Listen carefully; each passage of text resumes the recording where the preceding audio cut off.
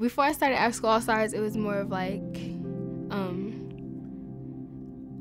it was more of like smoking and drinking. I was thinking like I wasn't gonna be nothing when I get older. After School All Stars has empowered me to, I say, just become a better person in general.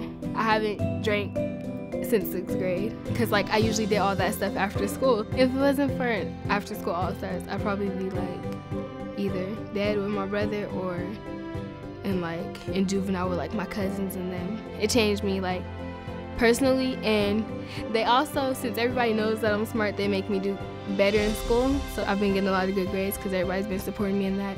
So I say After School All Stars is kind of like another home because all the staff are like our parents kind of. And then like all the other kids, the participants are like brothers and sisters. We like all get along like a real family.